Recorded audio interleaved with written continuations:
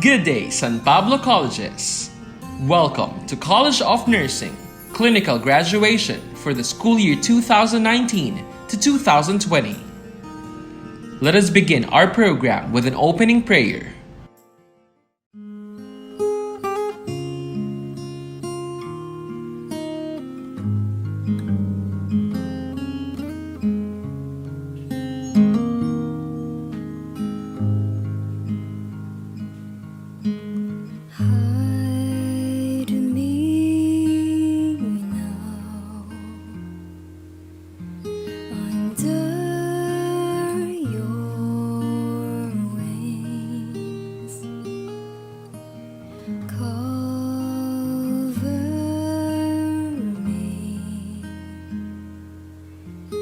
Within your mighty hand, when the oceans rise and thunders roar, I will soar with you above the storm.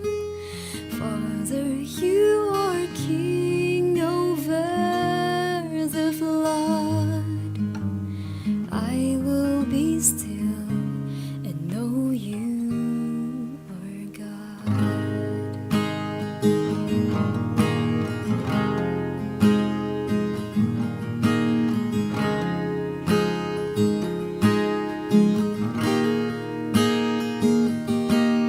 Find rest, my soul, in Christ alone.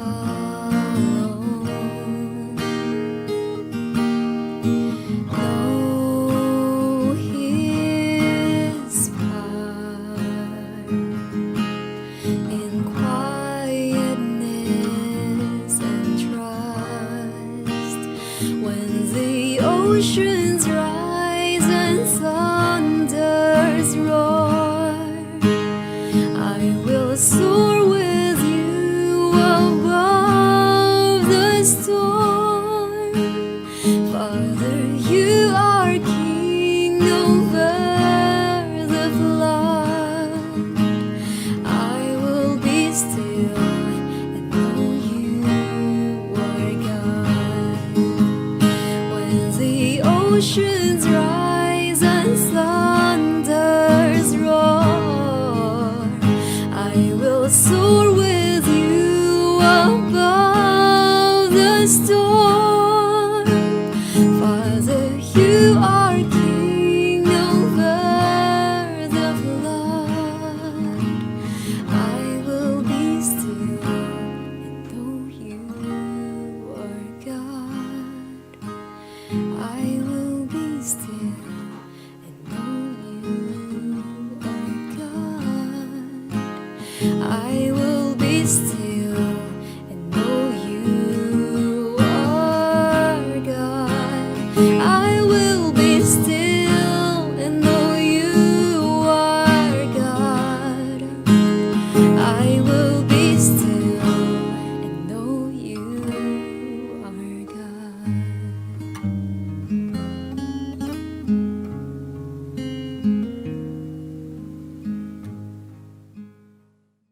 Let us honor our beloved country by singing the Philippine National Anthem. Mga kababayan, ang pambansang awit ng Pilipinas. Kayang mag-ibig, helas ng sinakanan, alam ng puso, sa titik mo'y buhay. Lupang hinirang, tuyag ka ng magiting, sa manlulupin, di ka pasisigil, sa nagatang tutok sa simoy at sa langit mong bangaw, ay hinatang tulakaw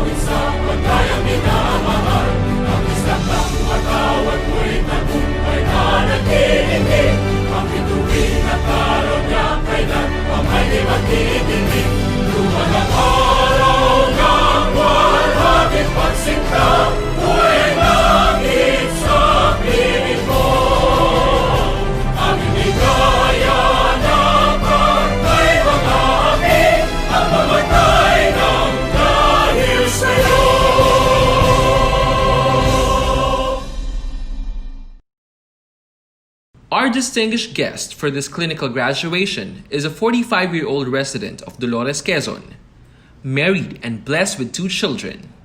She had her primary and secondary education at St. John Parochial School in Shaong, Quezon.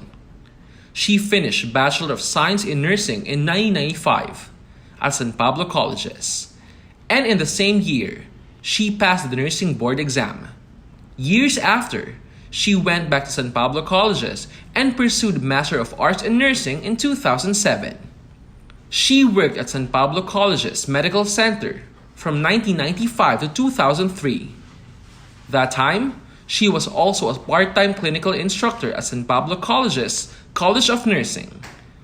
From 2003 to 2006, our guest speaker served as a full-time clinical instructor and Level 3 chairman from 2007 to 2009. From 2009 to present, she works in Riyadh, Kingdom of Saudi Arabia.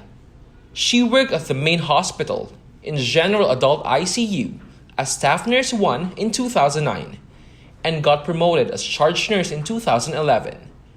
She had another opportunity to work in the rehabilitation hospital as Unit Manager in 2014 and handled Spinal Cord Injury Unit in 2016. She moved to the National Neuroscience Institute as Unit Manager for Epilepsy Monitoring Unit from 2017 to 2018 and went back to the rehabilitation hospital as Nurse Manager, leading more than 200 staff in her workforce.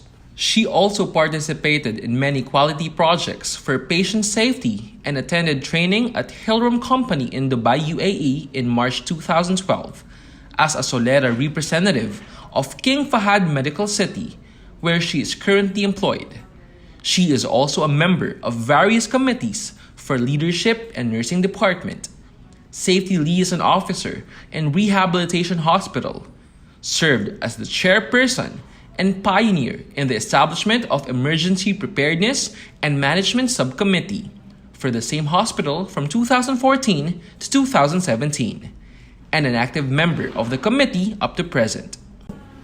Ladies and gentlemen, I am honored to present to you our guest speaker, Gerald Artiliaga Amat Silva.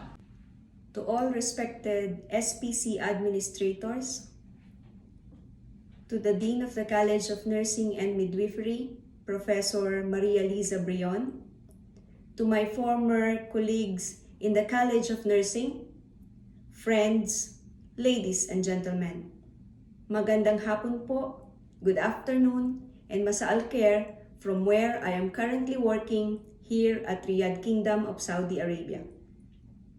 First, I want to congratulate all of our graduates to this year's clinical graduation, who can I now call my co-alumni, as I am a proud product of SPC College of Nursing. I would also like to recognize the parents and guardians of these graduates, as they have sacrificed so much just to see this momentous event. Ramdam ko po kung gaano kayo kasaya na makita na dumating na ang araw na ito para sa inyong mga anak. But you must also be proud of yourselves as their parents. Bigyang pugay po natin ang lahat ng mga magulang para sa kanilang sakripisyo. But of course, not to forget these graduates who have worked hard to see where they are today. Dean Lisa, who happened to be my former clinical instructor, my former level chairman, my former coordinator, a former colleague, and a friend, asked me to share my experiences locally and abroad for this momentous event. Naisip ko po, why and what do I have to share? Kasi medyo marami-rami na po siya for my 25 years in the nursing profession. Kaya bumalik po sa akin lahat ng alaala ko. When I was still a student, and even after passing the board exam, all I want is to nurse a patient. So I was very focused on how will I care for my patient and what I can give. Noon po, there were quite a few number of patients coming into the emergency department of SPCMC. At yung mga security guards were our frontliners during those times. Then, supervisors sa loob ng wards, they will come and attend to the needs of the patients. And when I was still in my training period, the owner and CEO, Dr. Jovi Iyala, asked me to be the first staff permanently assigned in ED. And of course, as a newbie, I had low confidence. At sabi ko po sa sarili ko, kabago-bago ko, bakit ako? But I took the challenge. And since then, more and more patients came in and out of the emergency department of San Pablo College's Medical Center.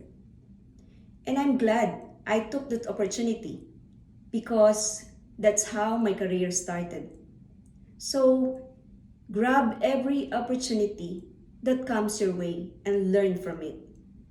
From then, I gained self-confidence and also humility because I always see in every patient that I care for my family. When I became an ICU nurse, I had one of my life-changing experiences when we had to take care of a 600-gram preterm baby.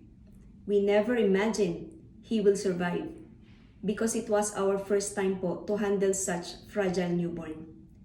And since he was delivered inside the tricycle, he is considered non-sterile and we had to admit him inside the adult ICU. Ambu-bagging became our pastime and we can only rest if there are family members around in order to replace us to do the ambu-bagging for the patient. And it's not exaggerated if I'm going to tell you, we had to do cannula reinsertion for the patient almost every hour.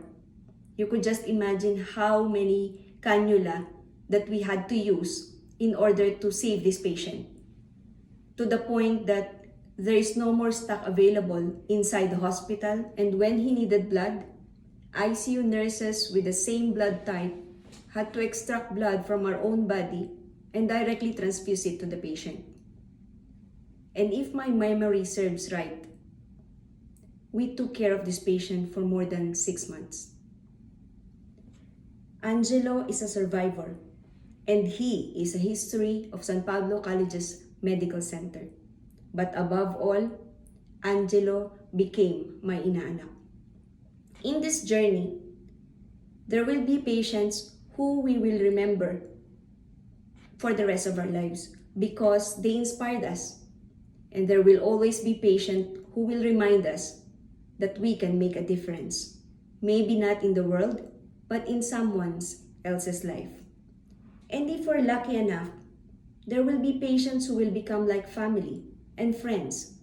So yes, never underestimate the power of touch by the hands of a nurse. Then eventually, I moved from clinical area to the academe. And I have taught for 6 years dyan po sa ating alma mater. From being a part-time clinical instructor to being a level 3 chairman. At first, I was hesitant to transfer because I was already happy with what I'm doing in the hospital. But in my years of teaching, I saw different types of students, from focused down to the easy-go-lucky as we say. Nangihinayang po ako sa kanila, kaya sabi ko, baka nga po may purpose ako to stay in the academe. And that is to share yung mga pinagdaanan ko bilang estudyante at anak ng isang mahirap na pamilya na alam ko pong marami ang makaka-relate dyan sa inyo. Kahit iilan, still trying hard to send their children to school. Makita tayong makatapos kahit manghiram sa mga kapitbahay para sa tuition fee ng anak. Most of you may be lucky because you can be provided with no difficulties. But my experience is not as privileged as yours. Most of my classmates then were already waiting for the exam to start, while I am still standing right in front of the cashier's office at main SPC for my tuition fee be paid and for my permit to be released. Dahil hiniram pa po ang pang-tuition ko.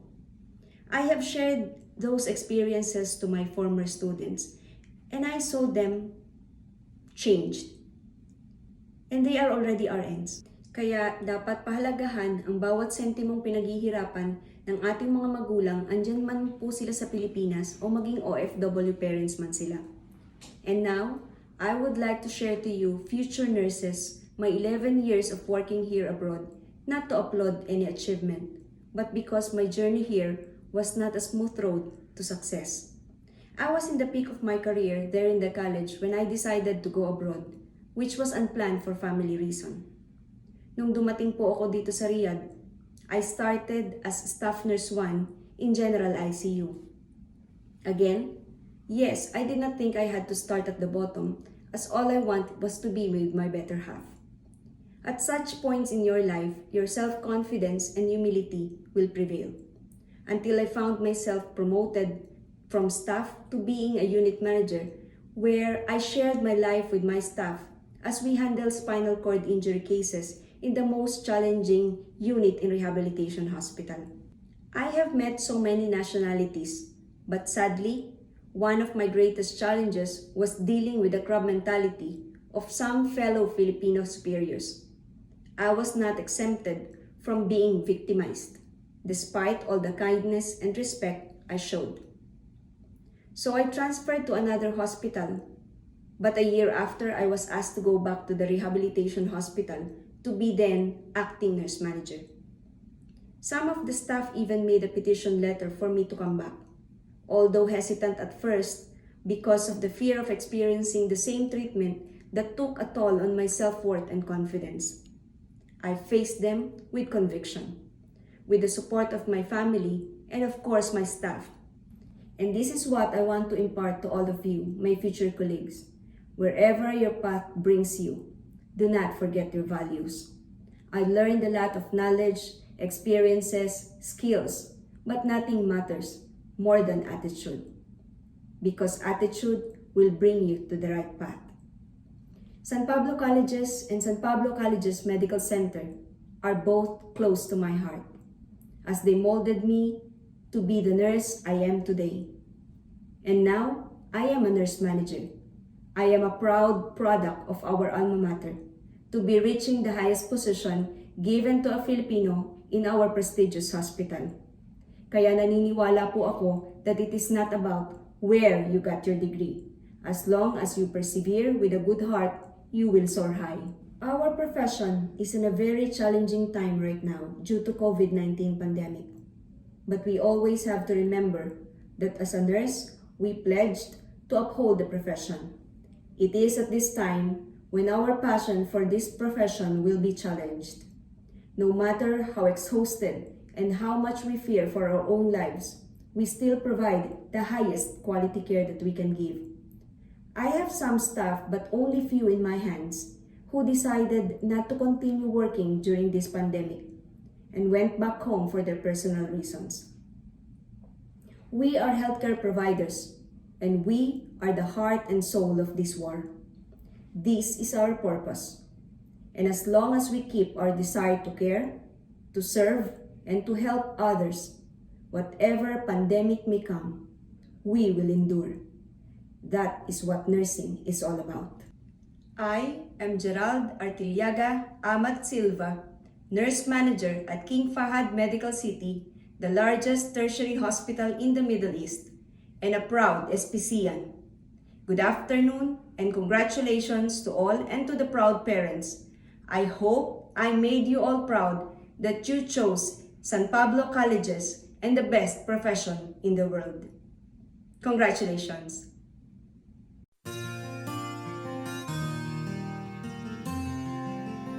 Aklan Joanna Paula B.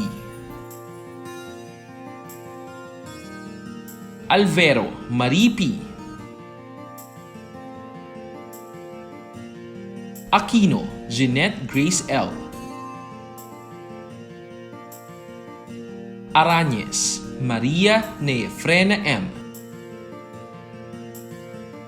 Buong Galing Gladness Lynn A. De La Paz Bernadette Dayan A. Jimenea Azunta Beatrix B. Maliksi John James R. Origenes, Sherry Marie A. Panisales, Marisa P.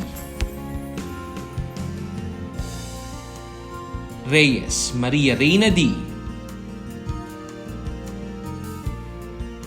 Reyes, Maria Joanna M. Samonte, Selina Maida P. Here are the students from the College of Nursing for the Nightingale Pledge. I, Jonah Paula B. Aclan, Marie Pian Bero, Jeanette Grace Di Makino, Maria Niefrena Arañez, Gladness Lynn A. Boanggaling, I, Dayan de la Paz, Azunto Beatrix B. Menea, John James Maliksi, Sherry Maria Rehenes, Marisa P. Panisales, Maria Joanna M. Reyes, Maria Reina D. Reyes, Silina Maida, solemnly pledge myself before God and in the presence of this assembly to pass my life in purity and to practice my profession faithfully. I will abstain from whatever is deleterious and mischievous and will not take or knowingly administer any harmful drug. I will do all in my power to maintain and elevate the standard of my profession and will hold in confidence all personal matters committed to my keeping and all family affairs coming to my knowledge in the practice of my calling. With loyalty will I endeavor to aid the physician in his work. And as a missioner of health, I will dedicate myself to devoted service to human welfare. So help me God. Before we wrap up the clinical graduation, here is a video featuring the students together with their beloved families, the college activities, and the pillars of the College of Nursing.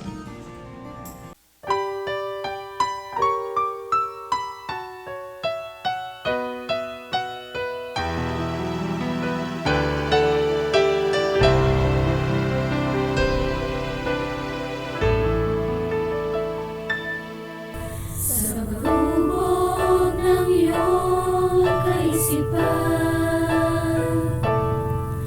ay sisibol ang kaalaman, magiging yaman at kalakasan ng sinuman, ito ay makamtan.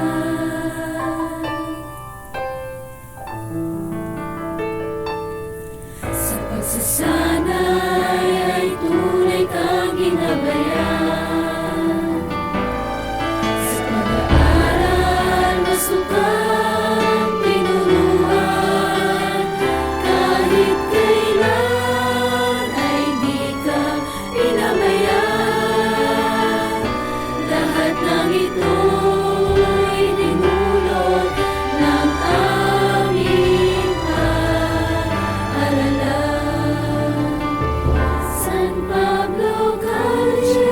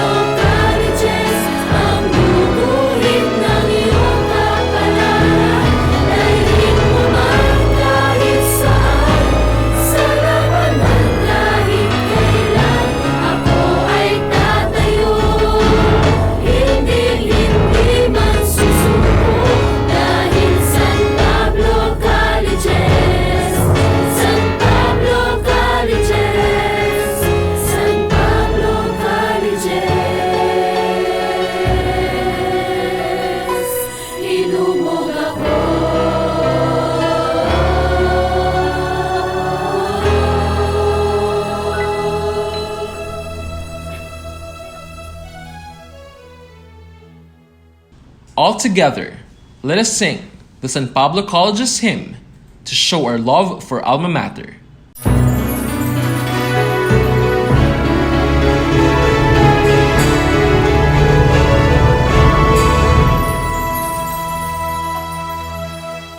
Hail SPC, hail, time for the wisdom, hail, gate from marine, our country's pride, looking for big heads held high. Bind us together,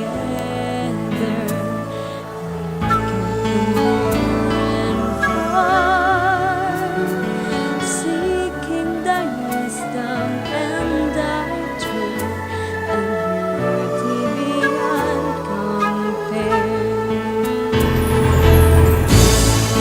Simply most dear, for a great one born, see for the flowers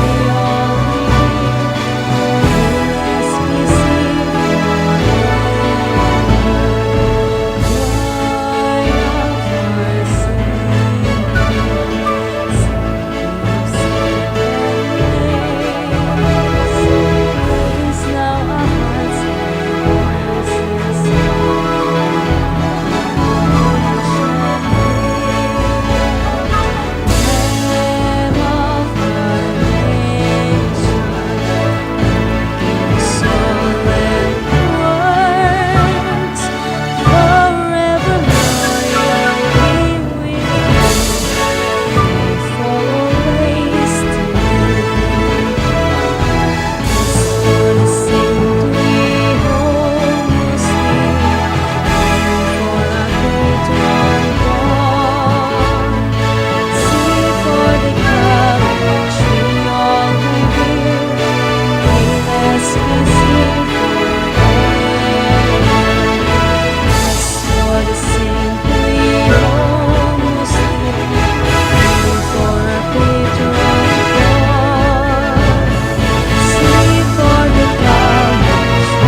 all